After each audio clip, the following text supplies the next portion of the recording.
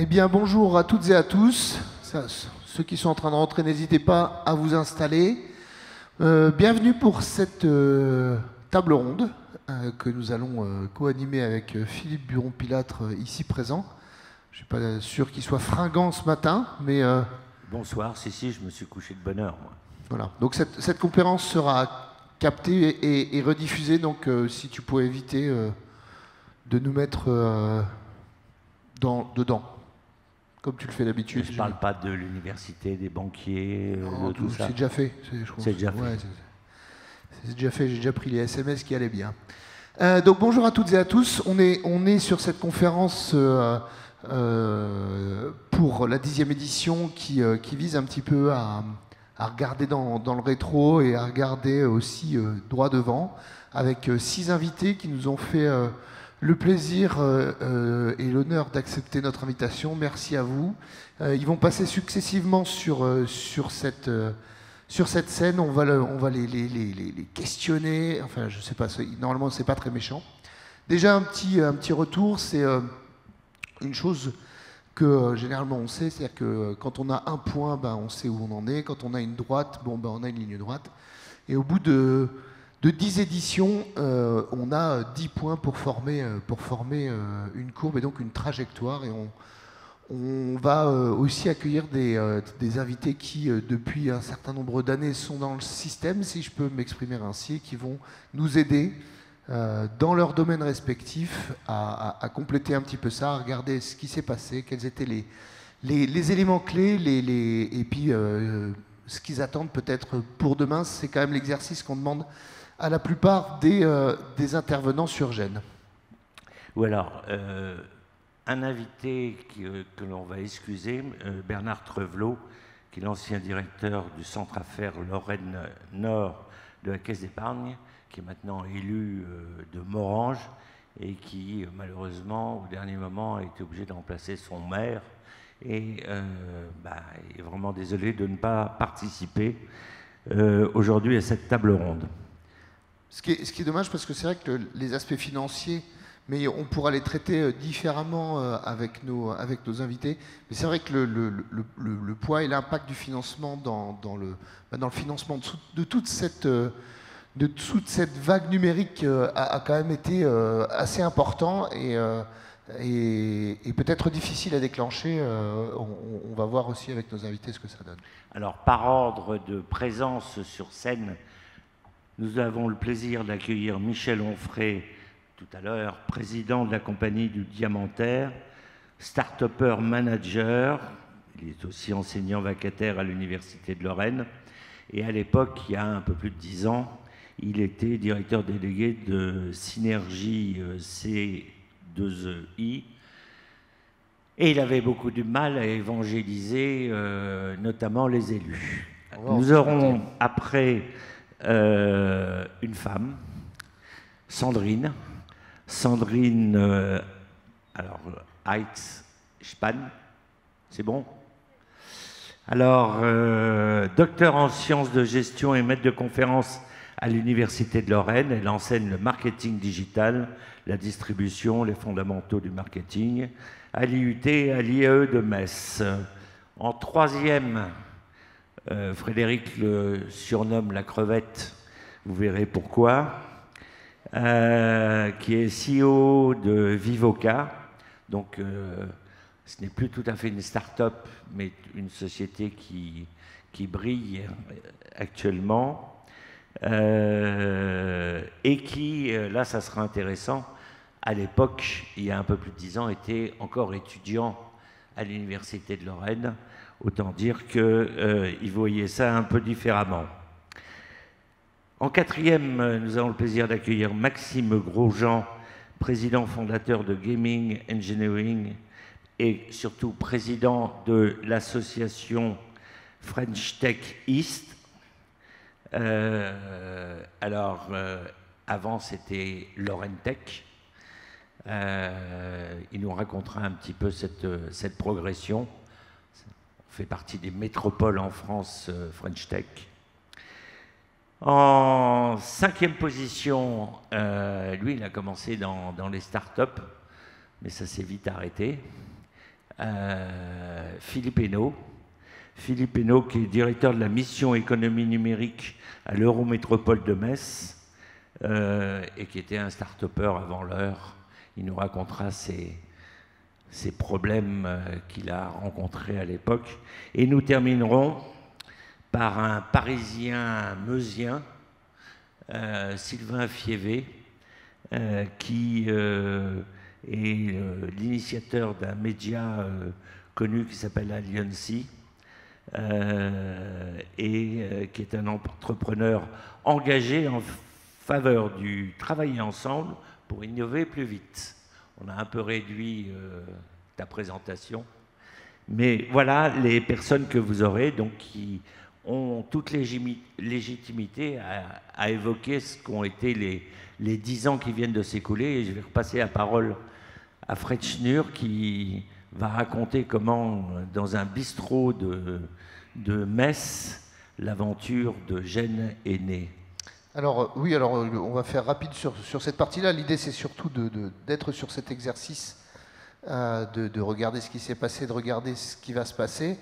Une chose est sûre, c'est que à la base, lorsque en 2008 ou 2009, les quelques entrepreneurs de l'Open Coffee Club, donc, qui créaient virtuellement un jeudi par mois l'OCC, le jeudi à 11h, se rencontraient pour parler de problématiques et voyaient bien que la prise en compte des enjeux, que la réception des messages, c'était plutôt « oui, c'est une mode, c'est bien, c'est des jeunes ». On parlait déjà de digital, il y avait déjà des technologies assez lourdes qui étaient engagées, qui continuent à progresser et qui ont progressé maintenant de façon beaucoup plus visible, mais c'est une époque où la perception, il y a 10 ans, et il y a un petit peu plus de 10 ans, était de l'ordre de la bienveillance pour une partie, quand c'était pas de la suffisance dans certains cas. On est dans un espace-temps, et je peux en témoigner, puisque avec l'un des membres de l'OCC, qui n'est pas ici, mais je vois son associé qui est là-bas, on avait une idée de start-up, ça s'appelait Streeteo, et on est allé voir des banques pour leur dire, voilà, on a un projet, voilà le projet, etc. On était déjà 2 chefs d'entreprise, ça fait déjà quelques années qu'on avait nos boîtes. Et ils nous regardaient avec des yeux éberlués, ils nous disaient, mais est-ce que vous avez des machines, est-ce que de l'immobilier? Alors on a dit, non, c'est du numérique, en fait. Mais qu'est-ce qu'on peut gager? C'est-à-dire qu'il y avait besoin de toucher quelque chose pour pouvoir nous le prendre au cas où on se plante, on va dire. Donc on leur a expliqué le modèle, ils n'ont absolument pas compris, tous nous ont envoyé paître, ou peut-être pas forcément paître, mais ils sont restés bouche bée, on va dire, devant la chose, on disait mais ça ne peut pas marcher. Après 3-4 mois de recherche, on s'est dit bon il va falloir monter à Paris, puisque c'était à Paris qu'il y avait quand même un petit peu plus de réception. Et on a eu la mauvaise surprise de voir une levée de 40 millions de dollars sur un projet similaire aux États-Unis. Et puis on a dit bon c'est plié, on n'a pas envie, et puis on n'avait plus envie, et puis c'est tombé à l'eau, mais voilà comment que ça s'est passé. Quand on monte Gênes, on se dit il faut qu'ils comprennent. Donc on se dit il faut qu'on soit visible. Donc il faut, et sous l'impulsion d'un certain nombre de personnes, dont Philippe, Vincent Grosse également à l'époque, mais pas que, il faut un corps constitué. Il faut être visible, et c'est ça qui s'est passé. On a commencé à faire parler des choses, avec certains complices, et Philippe Hainaut en fait partie, avec des opérateurs, et Michel aussi d'ailleurs, et dans ce système-là à l'époque, où tout le monde essaye, certains essayent de faire bouger, certains essayent de faire comprendre. 10 ans après, on a bien vu le raz-de-marée digital, on va appeler ça comme ça, et tous les impacts que ça a eu. Je ne parle même pas du Covid, qui a finalement a joué un rôle de révélateur majeur, mais ça a peut-être accéléré un certain nombre de choses. Ça a aussi changé pas mal de choses.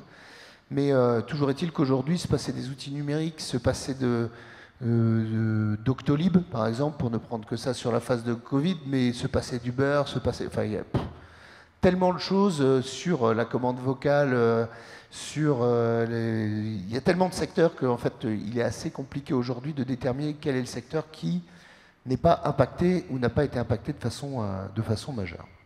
Donc voilà sur le retour rapide, j'espère en tout cas, de ces 10 années. Grand Est numérique et un certain nombre de personnes ont joué le rôle d'observateurs, ont joué le rôle de pointeur de doigt en disant regardez ça, regardez ça, regardez ça. Et aujourd'hui, en tout cas depuis hier, dans toutes les salles de conférence ici et sur les espaces d'exposition, on continue à faire ce boulot en mode business, à dire regardons ça, regardons ça, regardons ça. Et donc voilà pour cette petite introduction. Je voudrais juste savoir ce que toi, qui es plus jeune que moi, tu as pu peut-être penser en deux, trois mots avec un regard un peu plus extérieur, même si très vite tu es rentré dans le système pour participer à l'agitation. Alors moi, en fait, ça commence en 1985. J'étais jeune journaliste à l'agence France Presse. Et c'est l'année où on va passer du téléx à bande perforée à l'ordinateur. Et où les journalistes vont être obligés d'écrire en majuscules, minuscules, alors que jusque-là, ils n'écrivaient qu'en majuscules. Et moi, mon intérêt pour l'informatique et après pour le numérique ou le digital, alors après, vaste question universitaire, appelle-t-on cela le numérique ou le digital? Moi, je préfère le digital parce que ça englobe la totalité de la problématique. C'est un grand débat entre nous. Voilà. Et donc, ça a commencé là. Et j'ai effectivement rencontré Frédéric à l'OCC et un certain nombre de ses camarades, comme membre du Conseil économique, social et environnemental de Lorraine, j'avais proposé à mes collègues de faire mon premier rapport sur le développement de l'économie numérique en Lorraine. Alors tout le monde m'a traité de fou, parce que, à commencer par mon bien-aimé président à l'époque, Roger Kiesel, qui m'a dit « mais tu ne vas pas t'occuper de tous ces gamins qui s'amusent avec des smartphones, avec comme des singes à envoyer des SMS ». On en était là quand même en 2008-2010. Hein. Ben, je sais pas, le premier iPhone 2007. 2007. Mais je me souviens également, alors Frédéric, vous parlerez plutôt du rapport d'Alain Minc en quelle année? 1977. Si vous avez l'occasion, vous tapez Jiquel Minc, un truc dans le style, ou Jiquel, G-I-C-Q-U-E-L, la télématique. Alors, Philippe doit s'en rappeler. Si vous avez l'occasion, ça prend 3-4 minutes, c'est un document de l'INA, c'est un JT, où on annonce, où Roger Jiquel annonce le rapport Nora Minc, d'ailleurs, sur la télématique. Je peux vous dire qu'on est en 1977 et je peux vous dire qu'il est en train de parler quasiment de ce qu'on se parle aujourd'hui. Alors 20 ans plus tard, le député Martin Lalande fait un rapport au gouvernement français de 69 pages pour expliquer que la France est dans l'erreur de continuer dans le plan câble, dans la télématique et surtout dans le Minitel.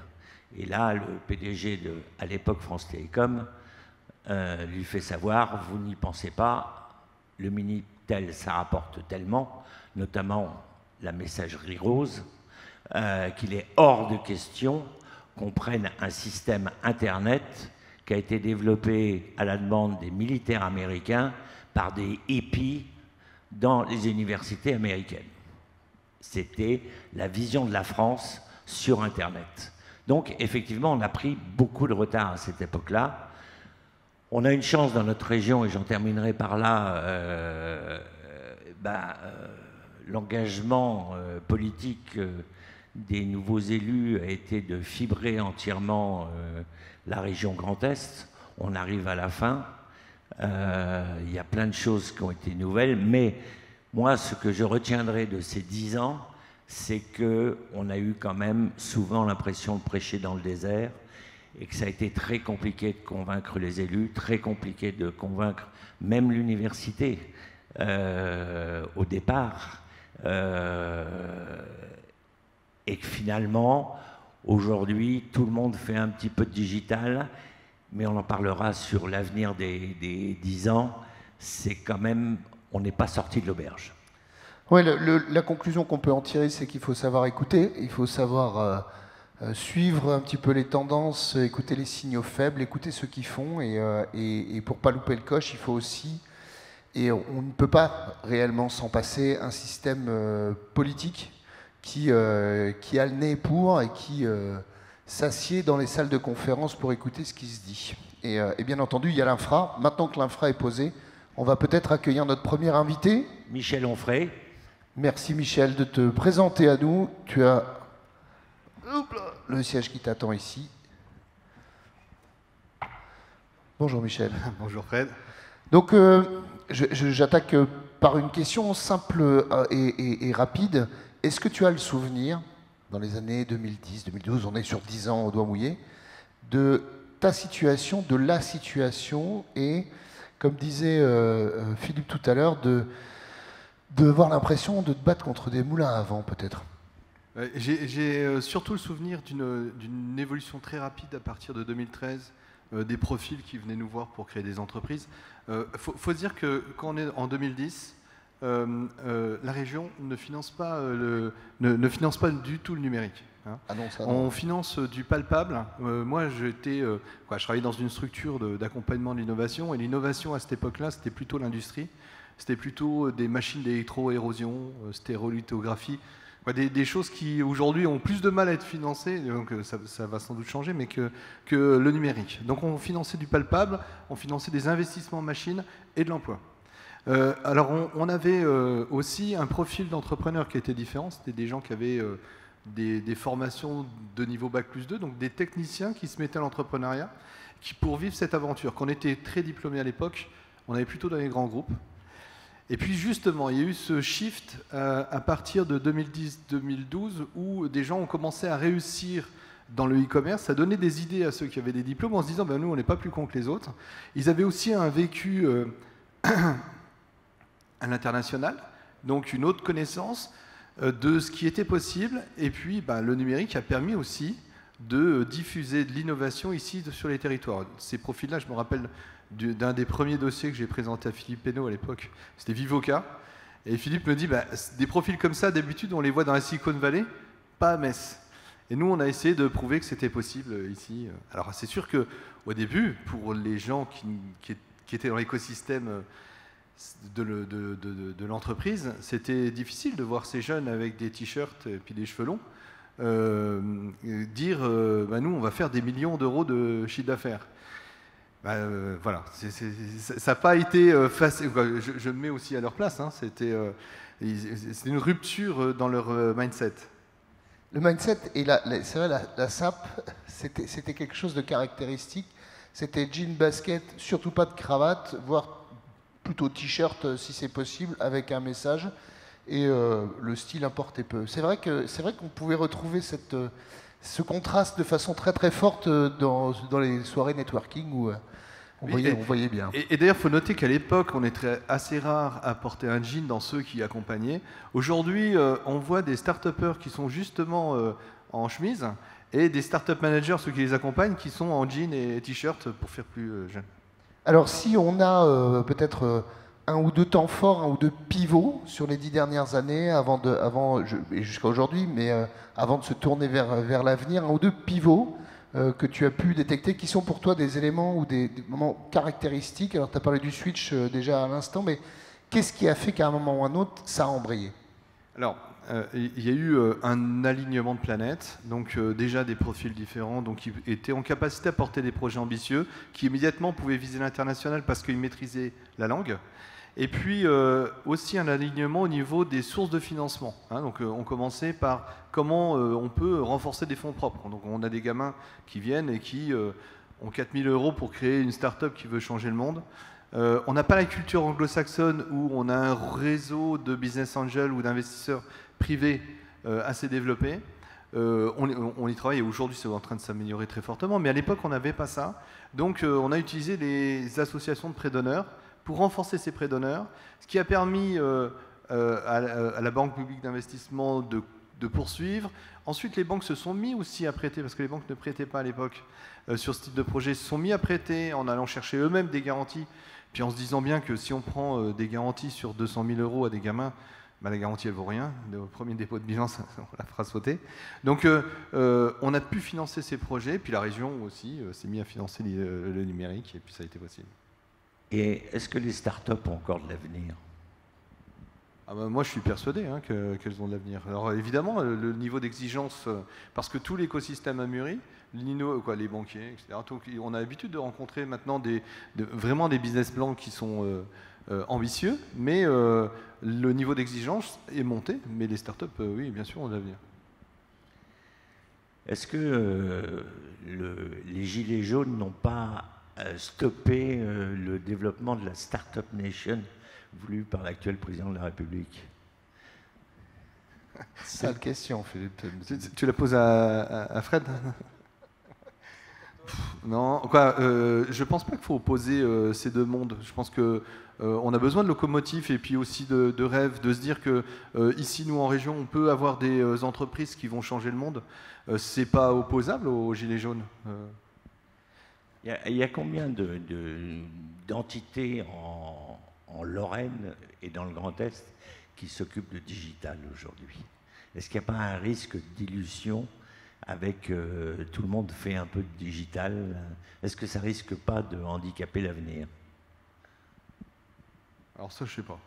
En fait, moi, je suis plus un institutionnel, maintenant je suis un entrepreneur. Et donc, je baigne plus dans ce monde-là, puis en plus, j'ai même pas envie de m'y opposer. Donc, moi, ce que je sais, c'est que je travaille avec des associés à un nouveau modèle de génération de start-up. Je pense qu'on peut générer un flux supplémentaire de start-up solide en s'appuyant sur des entrepreneurs avérés et en recherchant des profils. Et c'est le modèle de Startup CEO que je suis en train de développer. Alors, le reste, est-ce qu'il y a trop de monde qui s'occupe de digital? C'est vrai qu'on l'a mis à toutes les sauces, donc c'est difficile de se retrouver. Qu'est-ce qui est de la transformation numérique? Qu'est-ce que le digital? Qu'est-ce que la startup? Il y a eu un mélange un petit peu, mais en fait, c'est plutôt bien que des entreprises traditionnelles se transforment et aillent à marche forcée, notamment grâce au confinement vers le digital. Ce sera la dernière question, Michel, mais quand on t'écoute, on voit qu'on est effectivement à un stade qui a avancé. Il y a eu beaucoup et politiquement surtout, beaucoup d'ambition, parfois un petit peu démesurée. Tout le monde voulait devenir la Silicon Valley, etc. Est-ce que quand même, malgré tout, tu penses qu'à un moment ou un autre, cette fameuse licorne locale, mondiale, je n'irai pas jusqu'à aller au GAFAM, mais est-ce qu'il y en a une, voire plusieurs, qui peuvent réellement émerger des territoires, ou alors il faut aller à Paris, ou il faut aller aux States? Je pense qu'il faut être présent dans le monde entier. Je ne suis pas sûr de la pertinence d'être présent à Paris pour une entreprise française. On est à côté d'une des capitales de l'Europe, qui est en fait très connue. Quand vous êtes aux États-Unis, que vous parlez de Metz, on ne situe pas. Paris, on situe. Mais Luxembourg, on situe toujours. Donc je pense qu'on a les atouts ici sur le territoire pour avoir ce type d'entreprise. Est-ce qu'on arrivera à avoir accès aux compétences? Le modèle du travail est en train d'évoluer, et le télétravail, le full remote, le semi-remote, voilà, est en train d'évoluer. Moi, je pense que l'accès aux compétences va être rendu de plus en plus facile sur les territoires. Eh bien, merci Michel. Merci beaucoup Michel. Merci on peut l'applaudir et on va demander à Sandrine de nous rejoindre. Bonjour Sandrine. Merci de nous accorder du temps. Merci. Bienvenue. À vous aussi. Un grand merci en tout cas d'inviter l'IAE de Metz, l'Université de Lorraine à cet événement. On est vraiment ravis. On se rend compte que la formation est déterminante. Je ne sais pas si vous étiez là hier pour la conférence de Daniel Susskind, mais il a mis le doigt sur la nécessité impérative finalement d'avoir, et de plus en plus impérative d'avoir des bons profils pour les bons jobs, et que toute la difficulté c'était à la fois de raccourcir le temps, de trouver les bons axes, de préparer les bonnes bases, avec un système qui change en permanence et un monde du travail qui est, je dirais pas la renverse, mais compliqué à analyser aujourd'hui dans son avenir pour toute une série de métiers. Alors, pareil, un petit coup d'œil dans le rétro, du point de vue de l'université ou de l'enseignement en général d'ailleurs, hein, c'est pas systématiquement universitaire. Si on se retourne sur les années 2010, 2012, etc., la situation de l'enseignement de l'université vis-à-vis des matières liées au digital, peut-être des outils aussi. Alors du coup, 2010-2012, on est dans une période où, le digital n'est pas encore inclus dans les formations de manière systématique. En tout cas, je parle du moins des formations en gestion et plus spécifiquement du marketing, hein, qui est la spécialité que j'enseigne et dont je suis la responsable.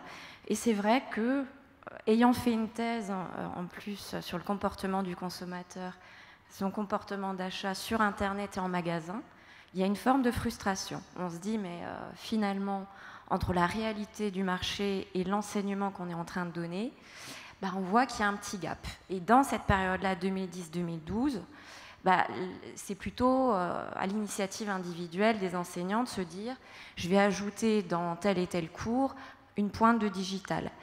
Alors bon, à l'Université de Lorraine et plus spécifiquement à l'IUT, puisque c'était la structure dans laquelle j'étais en 2012, on avait déjà une licence pro dédiée au e-commerce, à la relation client, mais du coup qui existe toujours d'ailleurs, et qui a été un petit peu le fer de lance sur le digital. C'est-à-dire qu'on proposait à niveau Bac plus 3 déjà à l'époque une formation, mais à l'époque qui n'était pas diplômante Université de Lorraine, c'était Angers. Donc on avait récupéré le porteur, c'était l'Université d'Angers.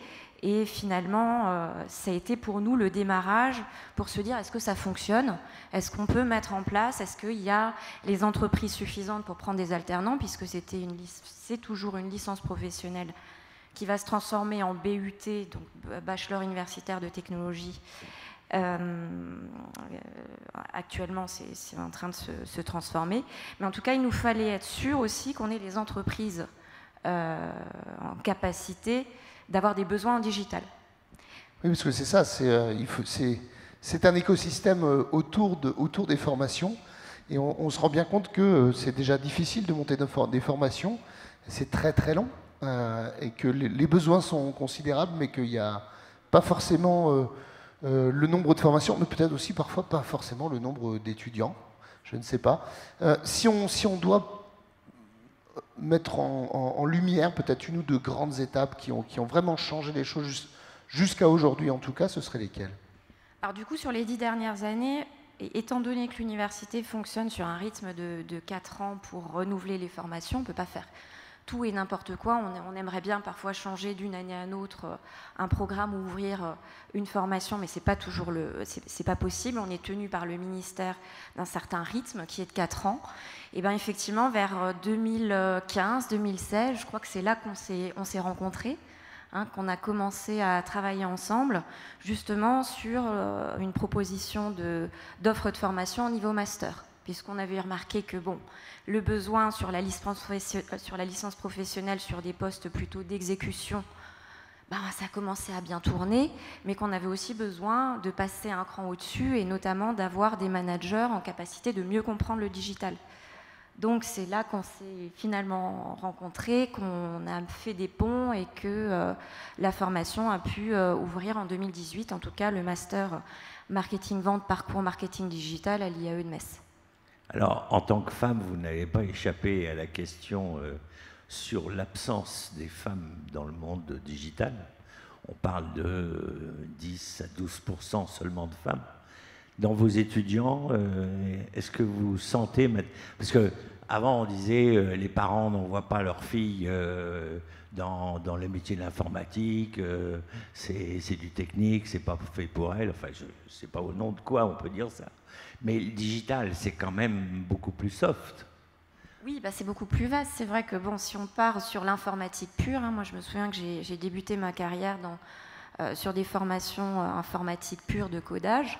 Il devait y avoir sur une promo de 100 étudiants 2-3 filles, quoi. Donc, mais en marketing, de façon générale, et dans le marketing digital, il y a une forte présence féminine. Quand on dit forte, c'est même majoritaire? Oui, c'est majoritaire. Donc c'est une évolution, c'est pour les 10 ans à venir? Ben, On l'espère. On a notre place à jouer dans ce système, ça c'est sûr. Alors si on se projette maintenant, avant peut-être même de se projeter, c'est à force, l'université, peut-être les ministères ont compris, enfin ont-ils compris d'ailleurs, c'est une question, et qu'est-ce qui peut nous attendre sur la souplesse nécessaire, peut-être même d'année en année, si ce n'est pas parfois avec des insertions au sein même du programme de l'année. Est-ce qu'on peut être confiant sur le fait qu'il y aura plus d'agilité au niveau d'un système universitaire qui était quadriannuel, si j'ai bien compris. Oui, alors c'est sûr que ça paraît être un temps long pour le temps finalement du digital qui va très vite. Alors on a toujours la solution d'ouvrir des diplômes universitaires, alors certes qui ne sont pas des formations diplômantes, mais des formations professionnalisantes, mais justement qui permettent d'être plus agiles et de répondre à des besoins plus immédiats qu'on peut assez rapidement mettre en place. Mais j'aimerais revenir quand même sur ce temps long de 4 ans qui finalement permet aussi une certaine stabilité, parce que c'est parfois bien aussi de se poser et de se dire, bon, la machine tourne très rapidement, mais qu'est-ce qui reste peut-être constant? Et peut-être de se dire que il y avait une des questions que vous avez posées que j'ai trouvé intéressante, c'est quoi les métiers du futur? On est tous d'accord qu'on ne sait pas. Mais par contre, ce qu'on peut se dire, c'est que nous, en tant qu'enseignants, on peut former à des compétences solides qui permettent aux étudiants d'être agiles. Donc de les former à l'agilité, de les former à la prospective. Vous voyez, donc de les former à l'analyse pour que leur cerveau fonctionne plus rapidement, pour pouvoir prendre des décisions rapidement. C'est sans doute sur ce point-là, plus que sur un métier spécifique, qu'on a peut-être intérêt à se positionner, nous, dans l'enseignement. Et du coup, ce rythme de 4 ans, ma foi, peut être assez, nous permettre de raisonner de manière sereine. C'est vrai que quelque part, on a les fondamentaux de la formation et de la capacité d'analyse, mais ça finalement, c'est même pas quadriannuel, c'est perpétuel, puisque c'est la base de la formation. S'il y avait aujourd'hui un métier qui sortait, qui avait le vent en poupe aujourd'hui, ou qui va avoir le vent en poupe dans les années à venir, vous citeriez le ou lesquels? A priori, comme ça, au doigt mouillé. Allez, on se lance, on dit, allez, dans 10 ans. Formateur de robots, je ne sais pas. Formateur de robots. Non, parce que c'est vrai qu'un des axes de recherche sur lesquels je travaille, c'est l'insertion des robots dans les points de vente physiques, mais aussi dans les relations avec le consommateur. Et alors certes, le consommateur, on voit bien une forme de peur. Il y a même une théorie qui s'appelle la théorie de la vallée de l'étrange, où finalement, quand on voit un humanoïde en face de soi, plus il est proche d'un humain, plus on a peur de lui. Voilà. En anglais, c'est uncanny valley. Mais il ne faut pas oublier que la robotique a en tout cas cet intérêt de faciliter le travail de l'humain. Et ce qu'on peut dire, c'est que le robot pense, mais ce qu'il ne sait pas encore faire, peut-être qu'il le pourra dans l'avenir, c'est avoir des émotions. Donc ça en vient à poser aussi la place de l'humain dans ce système et à se dire qu'on peut se côtoyer et peut-être que de là viendront des métiers en lien très fort avec ces robots. Alors je conseille le bouquin de Daniel Susskind qui est venu hier sur un monde sans travail, donc qui est en français aux éditions Flammarion, je l'ai appris hier. D'ailleurs, je vais prendre appui sur ce livre. On a le développement des MOOC qui à un moment a connu un grand essor, et maintenant on en parle peut-être un petit peu moins, mais on se rend compte qu'en fait il y a des centaines de milliers d'heures de formation qui sont distribuées. Alors les plus prestigieuses sont MIT, etc. Je ne sais pas au niveau de l'Université de Lorraine, je ne les connais pas. Mais on se rend compte que ce besoin de se former en permanence, il est là, il est nécessaire, et que les MOOC répondent à quelque chose pour tout ce qui suit après. Est-ce que l'Université de Lorraine travaille là-dessus? Est-ce qu'on pense que c'est une tendance qui va permettre d'exporter finalement les savoirs? Ou est-ce que, comme j'ai pu l'entendre aussi dans certains cas, ça pose un problème parfois aux enseignants eux-mêmes? Un problème aux enseignants eux-mêmes. Que voulez-vous dire par là? C'est une question. Alors oui, bon, forcément, on va dire qu'il y a un bon côté du Covid, en tout cas de toute cette situation, c'est que ça nous a amené à marche forcée à se diriger vers les outils digitaux dans un contexte de l'enseignement qui, à mon avis, était quand même un peu à la traîne sur la question du digital, soyons francs. Donc on a tous été amenés à, au début, employer les systèmes D pour essayer de monter des cours et de réagir le plus rapidement possible. Donc on a aussi eu un peu d'agilité à ce niveau-là. Les MOOC se développent également. On en a au sein de l'Université de Lorraine, donc on a toute une bibliothèque. Mais c'est vrai que je pense qu'il y a encore un petit travail à faire sur la formation aussi des enseignants à savoir correctement s'exprimer, parce que Faire un cours devant des étudiants, on le fait en one-shot, et puis à chaque fois, il y a d'autres idées qui viennent. Donc... Mais parfois, ça peut être un peu déroutant de se dire que là, on est filmé et que ce qui est dit là est gravé dans le marbre. Donc oui, il y a encore un certain nombre d'efforts à faire sur ce point. Mais je dirais, à nouveau, un petit peu comme ce que je disais pour la place de l'humain avec les robots, on a aussi notre carte à jouer. Et notamment dans ces échanges, on est des êtres d'échange en fait. On peut faire ce qu'on veut, mais ça c'est d'ailleurs un évêque qui me l'a dit un jour et ça m'est resté en tête. Des êtres d'échange, et du coup, on a aussi besoin de ce contact. Alors physique, on le voit du côté des étudiants. Enfin, le tout distanciel, ils n'ont pas été forcément très. Et pour en terminer, ouverts. qu'est-ce qui vous fait le plus peur dans tout ce qu'on nous annonce pour les 10 ou 20 ans à venir? Il ne faut pas avoir peur. Hein. Don't be afraid. Enfin voilà, faut prendre la vague comme elle vient. D'accord. Enfin, je dirais, parce que bon, de toute façon, à quoi ça sert de lutter Il y a une phrase célèbre qui dit « If you can't beat them, join them ». Eh bien, Stéphane on vous remercie beaucoup. Merci à vous encore une fois. Et on va Merci demander beaucoup. à Florian Merci. de venir nous rejoindre. Et Viens ma crevette.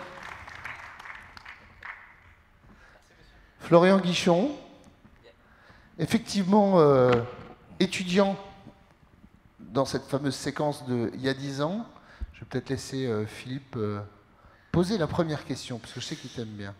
moi, la première fois que j'ai rencontré Florian, effectivement, il était dans une start-up qui s'appelait 90 Tech,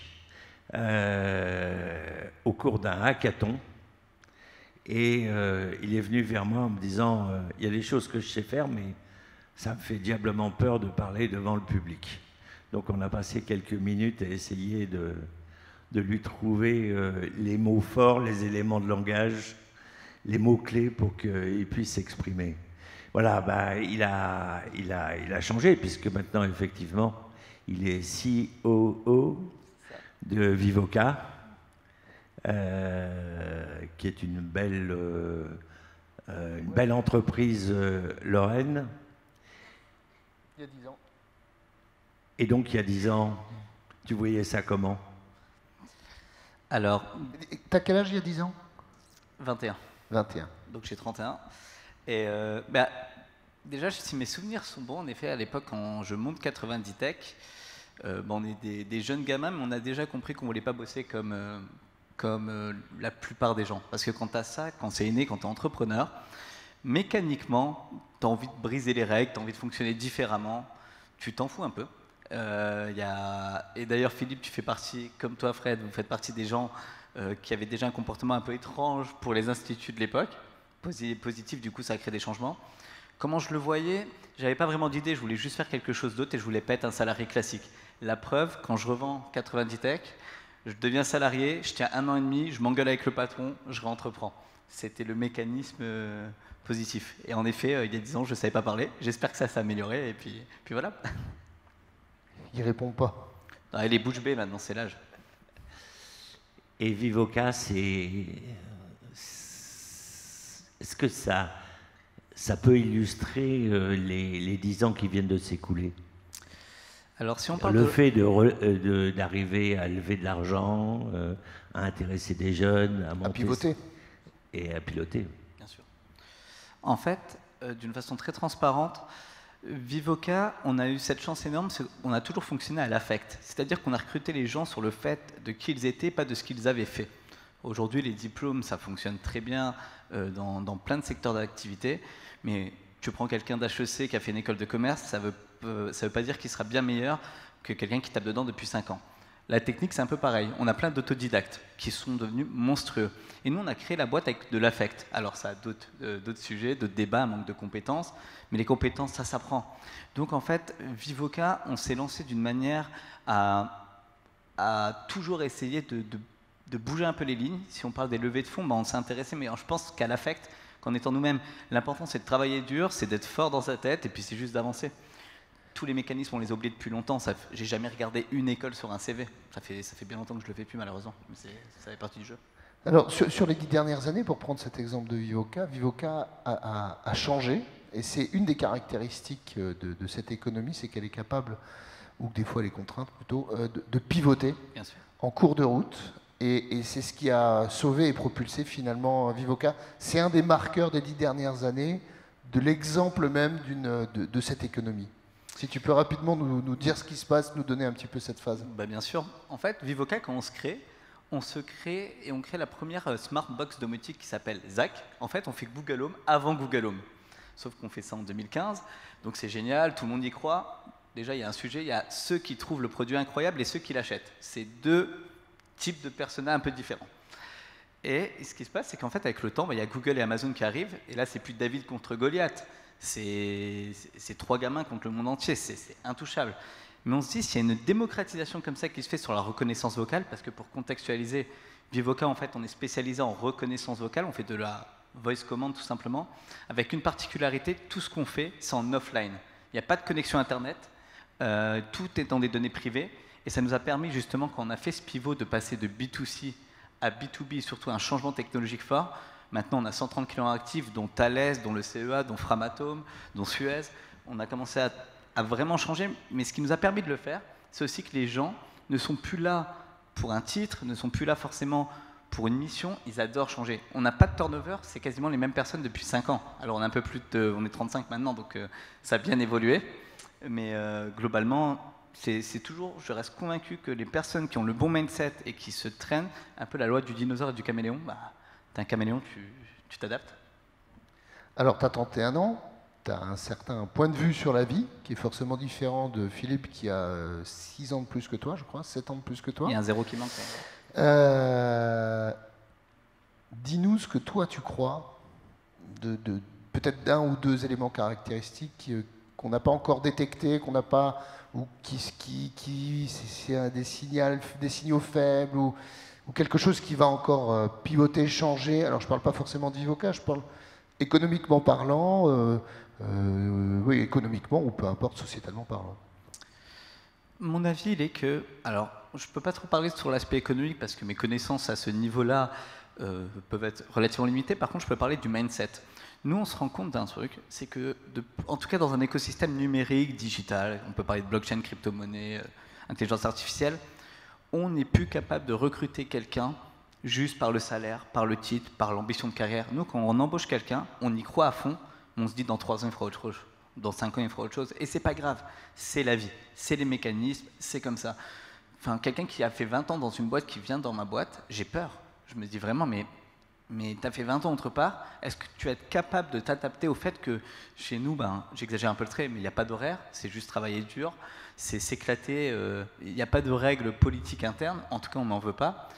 Et je pense que le mindset, notamment qu'on passe par des phases comme le Covid, des choses comme ça, change en effet les gens.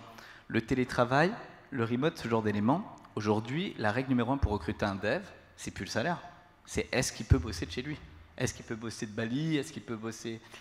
Et je pense qu'on va être obligé de s'y plier. Alors, il peut y avoir un revirement, mais en réalité, les gens ont juste envie d'être dans des phases comme ça beaucoup plus heureux et ils ont une philosophie de vie bien différente. Et maintenant, on peut bosser à distance. Tout ce qui a changé, c'était ça. Il y a 10 ans, qu'on avait cette même discussion, parce qu'on avait une discussion un peu similaire, enfin, les outils, on n'avait même pas de visio. Enfin, Google Meet, ou pas de la même façon en tout cas. Pas de la même façon. Maintenant, je veux dire, il n'y a pas un rendez-vous, je me déplace chez le client avant que ce soit intéressant. Je peux faire 3-4 visios par jour, et quand c'est intéressant, j'y vais. Je pense que le changement va être plus une question de mindset et une question un peu philosophique sur l'aspect économique. Je ne peux pas trop en parler parce que nous, ça nous a réussi. On a l'impression que les banques aident moins, mais nous, on a toujours été aidés, que ce soit par la région, que ce soit par des incubateurs que Michel Onfray tenait à l'époque, que ce soit par des banques directement. Nous, on a été aidés et propulsés. Je vais garder le mood positif à ce niveau-là. Donc confiant dans l'avenir. Alors confiant en soi-même, confiant en la boîte, confiant en l'avenir, parce que le monde change, mais ça ne veut pas dire qu'il deviendra pire, ça veut dire qu'il y a des difficultés. Et je pense que toutes les générations ont connu des revirements vers le bas et des remontées derrière. Je veux dire, en crise 2008, tout le monde explique que ça ne va pas se passer. On a vu les plus gros succès se lancer. Je veux dire, les 7 plus grosses boîtes aujourd'hui, ils n'existaient pas en 2005. À partir de là, je pense qu'on se rend juste... Le monde va tellement vite, et il me semble que c'est une phrase qui vient de ta part d'ailleurs, Philippe. En 10 ans de révolution numérique, on a remplacé toute la révolution industrielle. 10 ans, c'est hier, 10 ans, j'avais 21 ans, j'étais... Enfin, et je pense qu'on va encore verser dans 10 ans, on ne serait pas, il faut juste focus, il faut juste penser plus. C'est ma dernière idée sur ça. Court-termiste, moyen-termiste, parce qu'en fait, dans 10 ans, il y aura des technos qui auront remplacé tout ça, et c'est certain. Il faut juste s'adapter. Eh bien, on te remercie, Florian, et on va demander monsieur. à Maxime de nous rejoindre, et on peut t'applaudir, effectivement. Maxime Grosjean. Bienvenue, Maxime. Alors, effectivement, président de French Tech East, mais pas que, on va en discuter, puisque ton activité, justement, n'est pas forcément aussi surdigitalisée et quasi uniquement digitalisée que celle de Vivoca, par exemple. Oui, tout à fait. Ouais. Eux digitalisent des systèmes, mais en fait, c'est plutôt l'inverse. J'ai bien l'impression. Enfin, tu vas nous expliquer ça. Déjà, peut-être nous faire un rapide topo sur il y a 10 ans, ton activité, et puis peut-être dire, bah voilà, déjà entre il y a 10 ans et aujourd'hui, les grandes étapes, qu'est-ce qui a changé, qu'est-ce qui fait qu'aujourd'hui, tu es quand même président de French Tech East. Alors bonjour à tous. Donc effectivement, en ce qui me concerne, et je vais faire assez vite sur ce point-là, j'étais salarié il y a 10 ans et aujourd'hui, justement, je suis dans une possibilité d'exprimer ma volonté de développer des innovations.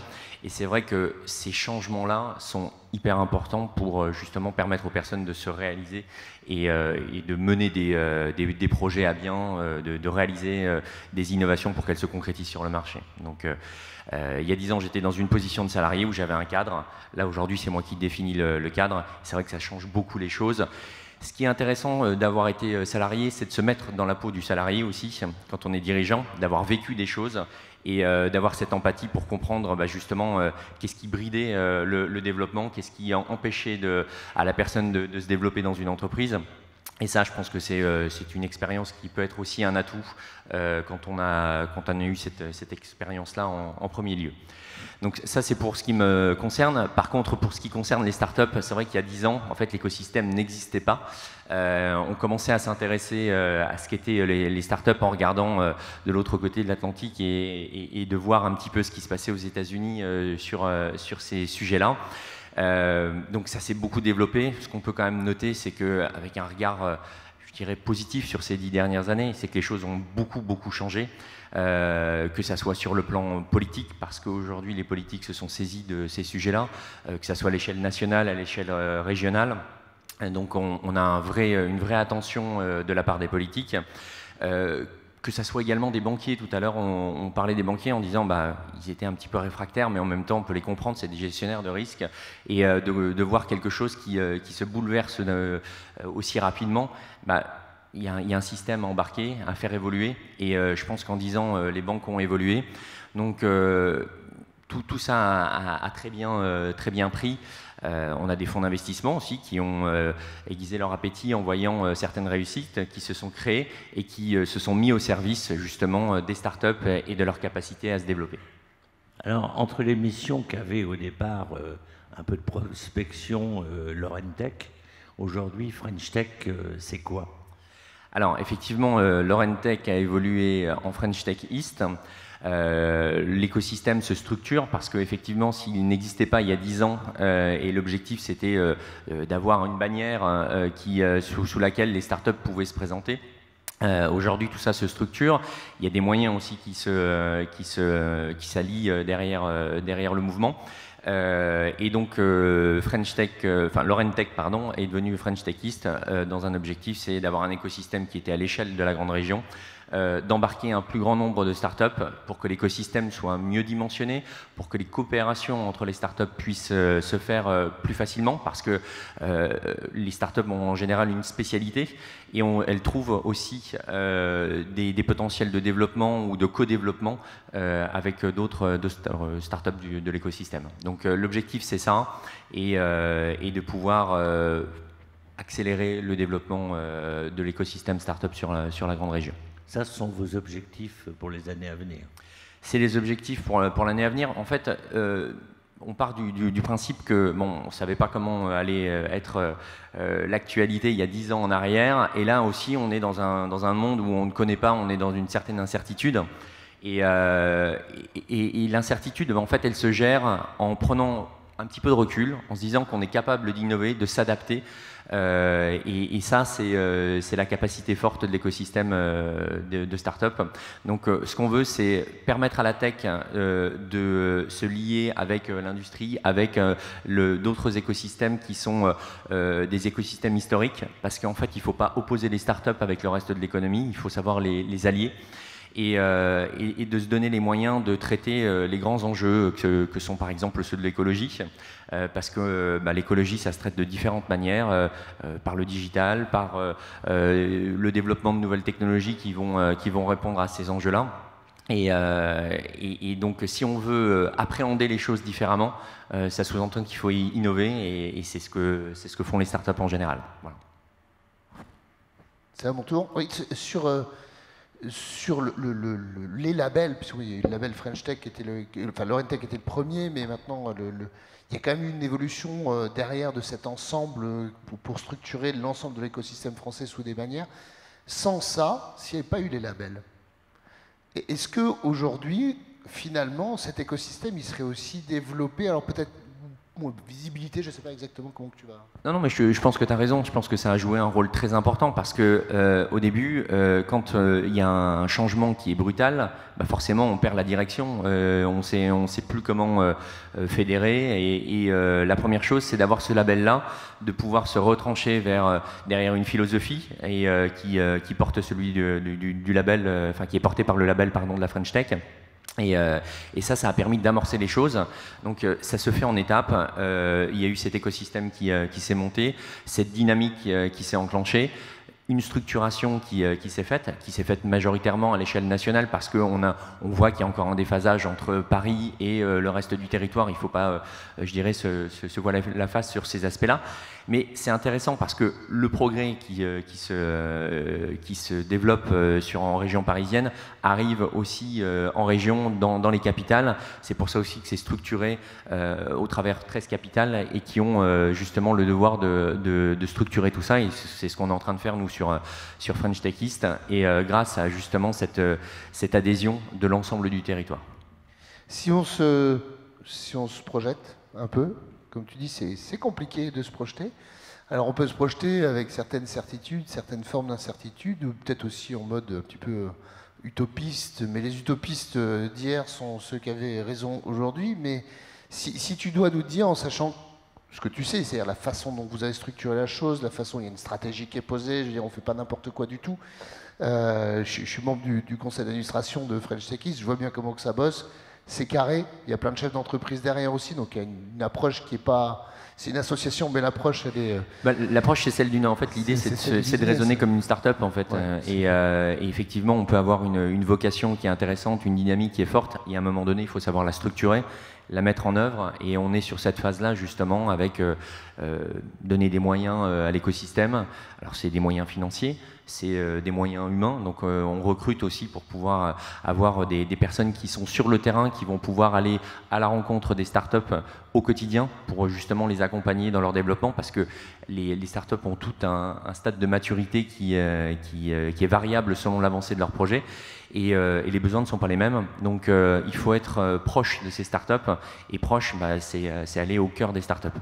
Alors, dans 10 ans, déjà, est-ce que le mot start-up, qui a beaucoup été galvaudé aussi, mais une start-up sait ce qu'elle est quand elle l'est, mais dans 10 ans, comment tu imagines finalement ce monde-là? Dans 10 ans, déjà, on pourra faire aussi un retour sur les 10 ans passés et observer que l'environnement économique sera de plus en plus marqué par le développement de start-up. C'est ce qu'on voit déjà aujourd'hui, mais le phénomène est en train de s'amplifier. On voit qu'on est dans un univers de changement, donc encore une fois, si on change, si on veut gérer le changement, c'est par l'innovation. Donc ces startups-là vont se développer et seront les acteurs économiques de demain. Et encore une fois, je ne le place pas du tout en opposition avec l'économie historique, parce qu'en fait, l'innovation peut aussi émerger de grands groupes. donc, et d'association entre un grand groupe et une start-up. Donc voilà, ce qu'on veut, nous, c'est faciliter le déploiement de l'innovation sur le territoire et faire en sorte que cette innovation s'ancre sur le territoire, qu'elle crée de la valeur, qu'elle crée des emplois et que ce système-là soit un système pérenne. Toujours sans opposer et toujours, voilà, ensemble on va plus loin et on est plus costaud. Exactement. Eh bien, merci beaucoup Maxime. Merci Philippe. Merci Et Maxime. puis, bonne chance. Alors, si vous êtes un jeune start-upper, vous frappez à la porte de French Tech et French Tech vous ouvre toutes les possibilités. L'objectif, c'est ça, effectivement. Quand on a une idée, quand on a un projet, effectivement, c'est de faciliter l'accès à l'écosystème et d'accompagner vraiment la start-up dans ses premiers pas et par la suite également. Je ne sais plus quel dirigeant russe parlant de l'Europe disait « L'Europe, quel numéro de téléphone ?» Donc on vous trouve où? À Blida? À Blida, et puis en fait, la French Tech, on la retrouve aussi dans les bâtiments totems du territoire. Et puis, il y a différents contacts. Le plus simple, c'est d'aller sur le site internet et de prendre contact avec l'équipe. Eh bien, merci beaucoup Maxime, Merci, on peut l'applaudir. Merci. Monsieur Philippe Hainaut. Ah, Monsieur Philippe Hainaut. Sachant qu'on va vous présenter avec quelque chose qui avait été, paraît-il, dit par Schopenhauer, mais il semblerait que ça ne soit pas vrai. Toute innovation passe par 3 étapes. Ridicule, combattu, puis évident. La voiture, l'avion, plus tout ce qu'on a connu, et aujourd'hui, par exemple, l'intelligence artificielle. Est-ce que vous êtes d'accord avec ça? Alors, je suis complètement d'accord avec ça, et je me rappelle ce qu'on disait de Jeff Bezos au début d'Amazon. On disait, le commerce électronique, je vous jure que c'est vrai, ça sert à faire vivre des consultants. Donc c'était une espèce de fantasme total où personne n'y croyait, mais tout le monde avait son avis. Et c'est les consultants qui gagnaient de l'argent en philosophant sur un monde qui n'existerait jamais. Et je crois que on peut citer des tas de gens. Gutenberg, par exemple. Je pense que le mec qui a inventé la roue en Égypte, il a dû passer par ces stades-là. Donc c'est tout à fait vrai. C'est-à-dire qu'à un moment, il y a plein de gens, la majorité des gens ne croient pas en l'innovation. Et puis un jour, ça devient une évidence pour tout le monde. Et évidemment, dans le parcours d'entrepreneurs et notamment de start-upers, il faut passer par tous ces stades. Et je crois qu'avoir la foi et la confiance, c'est la clé pour toute personne qui veut entreprendre, et notamment dans ce monde qui est en mutation permanente. Toi, tu as lancé ta première entreprise dans les années où on a parlé du bug informatique, 1999-2000. Après, il y a eu l'éclatement de la bulle Internet. C'est quoi tes souvenirs? Qu'est-ce qui t'a pris de vouloir monter une start-up? Je bossais dans une boîte qui s'appelle TDF. TDF fait de la télé et de la radio. Puis un jour, est venue l'idée de faire de la télé et de la radio sur Internet. Alors c'est une idée complètement folle parce qu'on est en 99. Il n'y a rien qui existe. Hein. Même le GPS n'est pas accessible au grand public parce qu'il est brouillé par les militaires américains. Donc il n'y a pas d'iPhone, il n'y a pas de fibre optique. On a monté une boîte en 99 et c'est une aventure qui a duré 8 ans.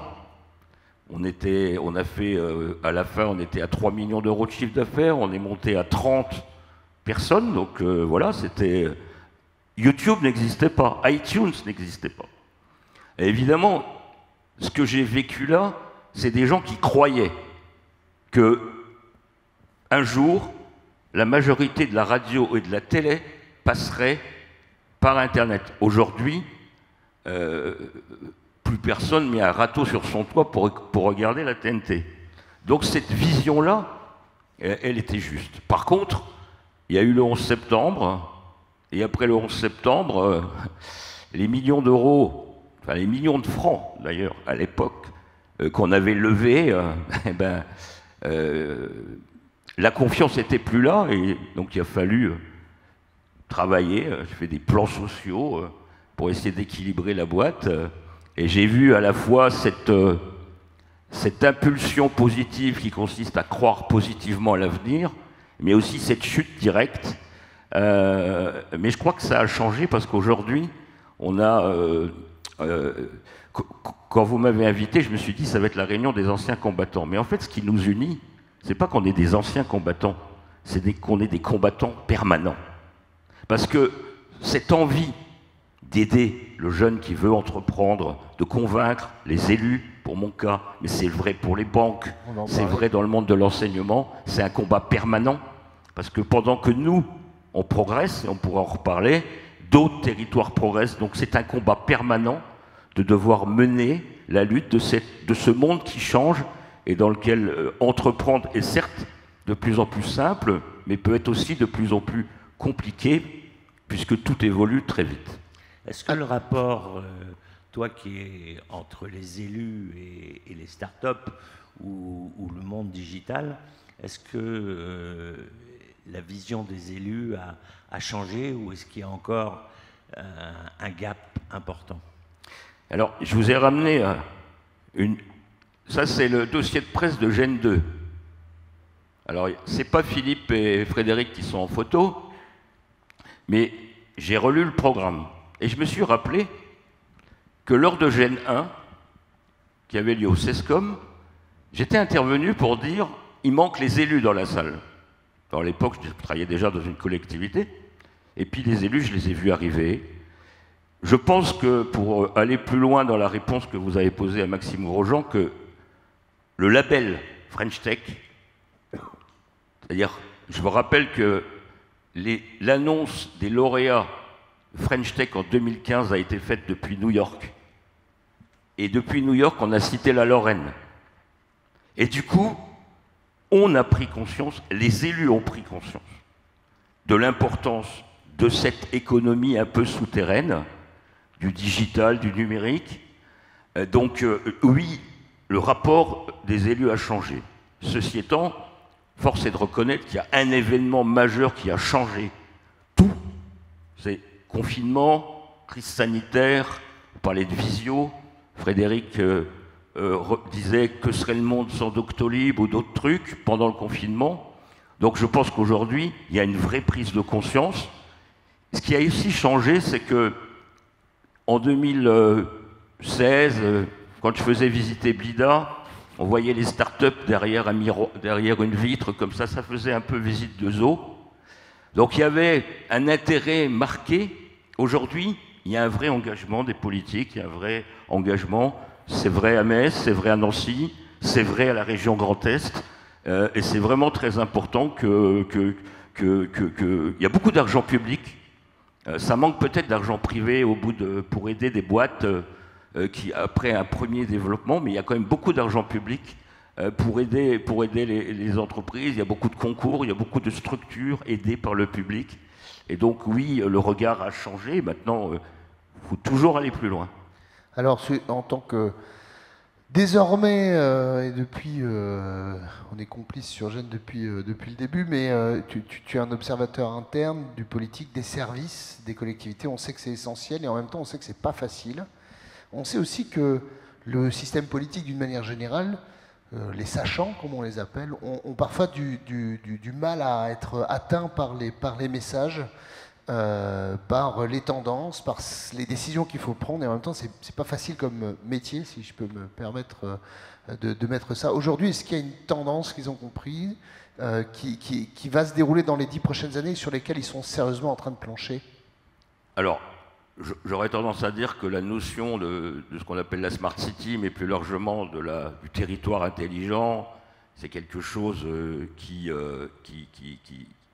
prend naissance dans l'esprit des élus. Mais au-delà de cette notion de ville intelligente, il y a le pilotage des politiques publiques par la data, la souveraineté de la data. Ça, ce sont des éléments importants. Parce qu'en fait, la notion de territoire intelligent, c'est la réponse des collectivités à ce phénomène qui a vu naître des Google, des Amazon, etc. C'est-à-dire c'est des gens qui vivent sur la donnée. Et l'importance de la donnée publique, elle est fondamentale en matière d'énergie. Hein, aujourd'hui, il y a un vrai sujet autour de l'énergie et du coût de l'énergie, mais c'est vrai sur plein de choses. Donc aujourd'hui, on a un vrai projet de ville intelligente. Par contre, il faut bien reconnaître que l'innovation, ce n'est pas le quotidien de mes collègues. Hein. Hein, le côté extraterrestre dont vous faites partie, je le vis au quotidien. C'est-à-dire que mes collègues, ils ont tendance à penser que tout va bien, que les poubelles sont jamais pleines, que ceux qui les mettent à côté, ce sont des cons. Mais moi, je pense que voilà, il y a une réforme, il y a encore des choses à faire, et je pense qu'il faut que dans les collectivités, on ait plus de gens qui viennent du privé pour insuffler de nouvelles tendances qui seront importantes, et si on est encore plus à porter le discours de l'innovation, on sera encore plus entendu par les élus, même s'ils ont fait largement des progrès en 10 ans. Oui, il y a eu pas mal de progrès qui ont été faits. Tu es disponible et accessible sur le stand de l'Eurométropole de Metz avec toute une démonstration, et je crois que ça peut être intéressant pour celles et ceux qui sont concentrés sur la dernière partie, enfin sur cette dernière réponse de Philippe, avec le projet Éclore et Éclore Plus que tu auras l'occasion de présenter. On est un peu short, on ne peut pas le présenter maintenant. On a encore un dernier invité. Merci beaucoup d'avoir pris le temps. Merci à vous. Je vous invite à aller voir Philippe, c'est une bible historique de l'histoire. Ouais, je voudrais, si tu le permets, juste conclure sur un élément de réflexion. C'est, pour ceux qui l'ont vécu, c'est la comète Mésagraphe. Mésagraphe, c'est l'histoire de 2 mecs sur la place d'Armes à Metz qui se disent tiens, on va monter une boîte, start-up, c'est pas forcément un mot à la mode à l'époque, pour analyser les tendances des médias sur Internet. Et ces 2 mecs, donc ils ont monté une boîte qui s'appelle Mésagraphe, ils ont été rachetés par Twitter et ils sont partis à Londres. Tout le monde se disait c'est génial. Mais derrière le c'est génial, moi la question que je me suis posée, c'est comment on crée du lien? Qu'est-ce qu'on aurait dû faire pour que ces 2 mecs qui sont partis à Londres, et tant mieux pour eux, puissent dire mon expérience d'entrepreneur, c'est grâce à Metz, grâce à la Lorraine, que j'ai pu le construire. Et ça m'a beaucoup habité depuis 10 ans.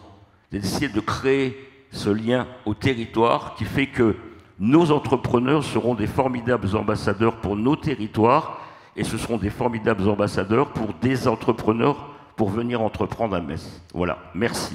Merci beaucoup. Merci Philippe. On peut t'applaudir. On peut l'applaudir, alors que le prochain conférencier est derrière les patiences. Donc s'il m'entend, on a un dernier invité, mais ça va bien se passer. Sylvain Fievé. Ah, le plus lorrain des Parisiens ou le plus parisien des Lorrains, je ne sais pas. Le plus meusien. Meusien, ça c'est sûr. Meusien, c'est vachement bien. Puis il a un train derrière en plus. Et il a un train derrière en plus. À quelle heure? Dans 20 minutes. C'est moche. C'est moche, mais c'est assez proche. Oui, c'est proche, ouais. On va faire vite. Sylvain est un observateur très très particulier, puisque Alliancy, son média, chaque semaine depuis 10 ans, puisque tu fêtes les 10 ans d'Alliancy, je crois, cette année, comme Gênes d'ailleurs, observe les grands acteurs, les moyens acteurs, les tendances que font les grands groupes. Tu mets aussi en relation tout ça. Donc, on est heureux de conclure avec, finalement, avec toi, parce que le regard de médias a aussi une transversalité différente, on va dire. Qu'est-ce que tu peux nous dire, toi, si tu fais de 2010 à 2022, qu'est-ce que tu peux nous pointer du doigt qui peut être caractéristique? Alors, je vais pas être hyper emballé. Alliancy, c'est 10 ans d'observation du numérique. Moi, ça fait 20 ans que j'accompagne éditeurs, intégrateurs, sociétés de services dans le développement de leur synergie, alliances et partenariats. Et c'est un peu fatigué par la vision des acteurs du numérique de voir le monde par le produit qui est génial, qui fait papa-maman. Mais j'ai créé Alliancy pour aller donner la parole à ceux qui s'approprient le numérique pour se transformer. En 10 ans, c'est plus de 5000 interviews. Donc DSI, DG, patrons d'innovation, plutôt grandes organisations, publiques, privées, des territoires. Et en fait, c'est quand même ce qui est perturbant quand même dans ce qu'on a. Alors, on a vu l'hyperconnectivité, on a vu l'explosion du cloud, ça a profondément changé quand même le métier du numérique. Mais on a aujourd'hui, enfin, depuis 3 ans, on est sorti un peu de cette logique de l'insouciance quand même. Mais aujourd'hui, on est quand même passé dans une période, je vous invite à lire le bouquin de Murger, donc de Fabrique de Crétin Digital, hein, où on a des gamins, moi je suis scandalisé quand je vois des parents mettre des enfants de moins d'1 an devant un écran dans un restaurant, et c'est ce qu'on vit. Donc on a une addiction numérique qui est déraisonnable, et ça ne s'arrange pas, c'est de pire en pire. Et on sait que plus on passe de temps sur les écrans, sur nos vieux cerveaux, c'est pas nécessairement favorable, donc ça c'est déraisonnable. On a une ultra dépendance aux GAFAM aujourd'hui. Donc, et effectivement, à force de dire on ne crée pas de préférence française, européenne, on laisse la place aux autres.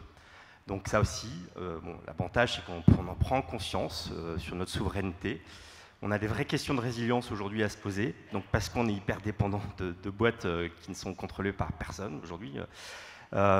Et donc ça, aujourd'hui, je dirais quelque part, on avait effectivement une grande confiance, une course à tout prix à l'innovation, une hyper-consommation. Quelque part, on sait qu'il va falloir que ça s'arrête à un moment donné, quoi. Et donc les 10 ans d'Aliancy, on a nous décidé de les mettre sous une symbolique qui est de valoriser ceux qui agissent pour donner plus de sens au numérique. Et en fait, moi qui suis entrepreneur lorrain, qui suis parti effectivement de la Lorraine aussi, je regrette qu'on ne...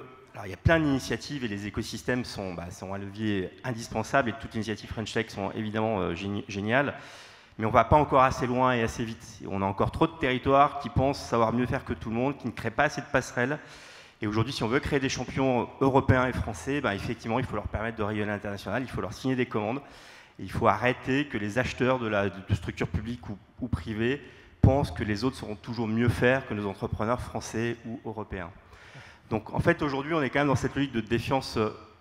Un vrai problème franco-français. Hein, oui, on est dans une défiance culturelle. Voilà. Et, ici à Gênes, vous êtes fait intervenir sur le sujet de l'IA, de l'attractivité et des enjeux d'excellence, où on a dit à des élus arrêtez de former les comptables, et la première chose qu'il a dit, si, il faut qu'on mette tout le monde d'accord, donc il faut continuer à former les comptables. C'était il n'y a pas très longtemps. Donc aujourd'hui, on a besoin de créer de l'excellence, et on a besoin effectivement aussi de... tous les territoires ne peuvent pas être excellents partout, et on a besoin d'encourager cette démarche. Donc, pour ces 10 ans d'observation, alors c'est hyper enthousiasmant, mais quand je te dis effectivement Aliancy, ça veut dire Alliance Efficiency, créer de la valeur ensemble. On a encore beaucoup de travail devant nous, et plus on en perd du temps, plus ça passe à d'autres, et ça je pense que c'est quand même un enjeu fort de notre société aujourd'hui, de faire bouger les lignes, et que bien sûr ça passe par nos élus. Alors l'avantage aujourd'hui, c'est qu'on change de paradigme, on est en crise permanente, le Covid, maintenant c'est la guerre. Mais voilà, le côté du numérique aujourd'hui, l'impact sur notre consommation du numérique sur les mines est considérable. Voilà, quel moment on va prendre un petit peu de recul sur cette course à la consommation, à cette addiction. C'est le moment de nous poser tous la question, en fait. C'est ça, en fait, l'inquiétude. C'est comment on va passer le cap. Je ne sais pas répondre à ça. La bonne nouvelle, on voit la BPI s'est emparée du fork de cette logique de réindustrialisation d'alternatives. Je pense qu'on a besoin de se donner vraiment des moyens d'alternatives souveraines, et d'arrêter de se dire que voilà, on est en retard et on ne fera pas mieux que les GAFAM, c'est clair. Donc créons nos licornes, il y a des ambitions qui sont réelles, mais allons plus vite et plus fort. Donc voilà. Et donc ça, il faut qu'on œuvre tous à ça sans se poser de questions. Aidons nos entrepreneurs français et européens à devenir internationaux, mondiaux, et comptons sur eux. Dans 10 ans, ce rêve peut-il être réalité? En tout cas, pour demain, ça doit l'être. Ça doit l'être. Ça doit l'être, et nous on y œuvrera. Et à l'UNC, c'est la tendance, c'est la ligne éditoriale qu'on choisit maintenant, c'est d'arriver à créer à valoriser ceux qui agissent pour plus de sens, et d'arrêter de se voiler la face. Voilà. Donc restons acteurs, et arrêtons de dire qu'on n'a pas le choix d'agir. Voilà. On va peut-être te laisser prendre ton train. T'es bon pour le train? T'as le temps pour une question? Ça, voilà, c'est bien, oui, ça va aller, pas de souci. Aucun problème. De répondre à une dernière question si tu veux. On a le droit ou pas? Oui, avec non, mais il ne plaisir. faudrait pas qu'on te mette trop dans le jus non plus, mais c'est la ligne éditoriale qui est choisie. Quelle est la réception du message? Quand tu dis ça maintenant à des institutions, à des politiques, à des grands groupes, à des moyens groupes, à des ETI, peu importe, c'est quoi la réception du message? C'est un oui, oui, oui, oui, ou c'est... Comment on assemble tout ça? Parce que faire un état d'esprit global et général, c'est pas forcément évident.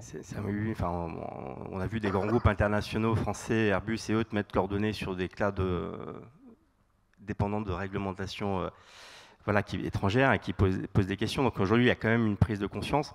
Maintenant, si bon, on a vécu pendant ces dernières années les fails de Numergy et CloudWatt, pour ceux qui se rappellent, où la fonction publique a mis plein d'argent sur des trucs qui n'ont servi à rien.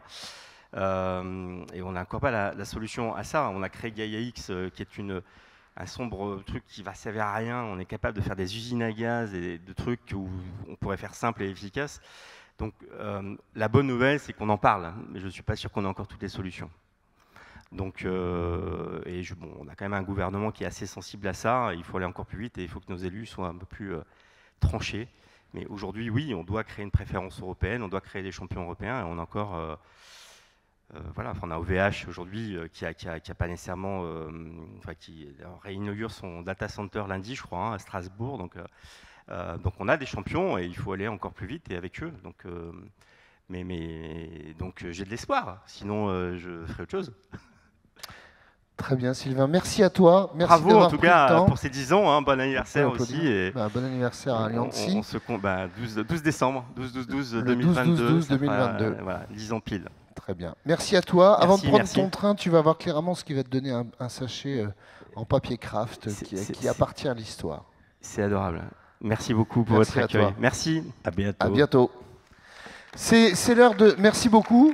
Merci de votre attention. Merci à tous nos participants d'avoir témoigné, d'avoir participé à cet exercice, de regarder derrière, de se projeter devant